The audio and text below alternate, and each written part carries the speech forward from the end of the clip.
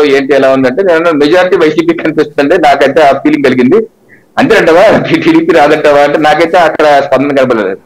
So దాని దగ్గర so నేననేది ఏంటంటే డేటా లేకపోయినా అట్లీస్ట్ నీకు ఫస్ట్ ప్రజల్లో తిరుగుతున్నప్పుడన్నా నీకు ప్రజల అవసరం అర్థం అవుతుంది. ఇప్పుడు ప్రశాంత్ కిషోర్ గారి దగ్గర డేటా లేదు, ప్రజల్లో తిరిగి నాకేమో ఎక్స్పీరియన్స్ లేదంటారు. మరి ఎందుకు ఈ మాట చెప్తున్నారు? ఎవరి కోసం చెప్తున్నారు? ఎందుకు చెప్తున్నారు? అంటే ఆయనకైనా కొత్తగా వ్యాపారం తగిలిందా? అంటే ఇప్పుడు భారతీయ జనతా పార్టీగా మేము స్పష్టం చెప్తూ జగన్మోహన్ రెడ్డి గారి ప్రభుత్వం పూర్తి వైఫల్యం చెందింది. ఏదైతే హామీలు ఇచ్చారో అన్ని వాళ్ళు ఫెయిల్ అయ్యారు. నవరత్నాలు కూడా పూర్తిగా ఫెయిల్ అయ్యారు. అబద్ధాలు చెప్తున్నారు 100%. అది ఓకే, ఈ ప్రభుత్వం ఉండదని మా యొక్క ఫీలింగ్, మేము అలా ప్రజల్లోకి వెళ్తున్నాం. కానీ నేనేంటంటే ప్రశాంత్ కిషోర్ గారు చెప్పిన మాటల్ని విశ్లేషిస్తే ఆయన ఏ రకమైనటువంటి విశ్లేషణ చేశారు, దానిలో ఎంత హేతుబద్ధంగా ఉంది అన్నది నా యొక్క అభిప్రాయం. దానికి కరెక్ట్ అవ్వచ్చు, రాంగ్ అవ్వచ్చు, అది ప్రేక్షకుల విషయంగా చెప్పాలి సాయి గారు.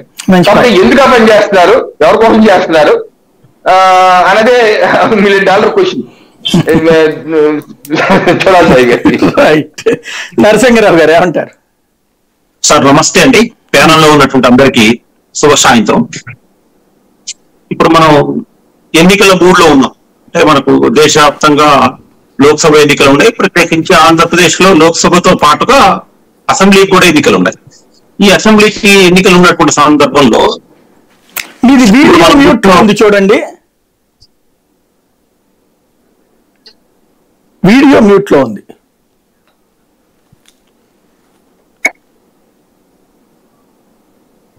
రైట్, ఓకే చెప్పండి సార్. అయితే మనం ఎన్నికల ముందు ఉన్నటువంటి సందర్భంలో ఇప్పుడు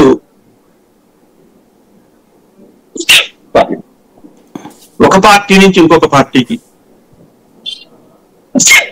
ఈ పార్టీ నుంచి ఆ పార్టీకి నాయకులు వలసలు పోతున్నారు.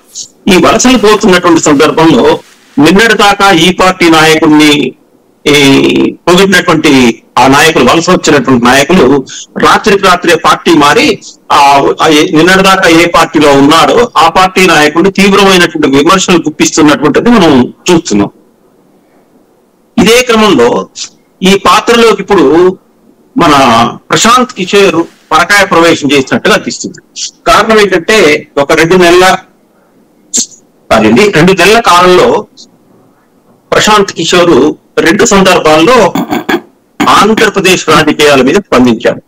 ఒకటైతే ఐ థింక్ నాకు గుర్తున్నంత వరకు December 21, 22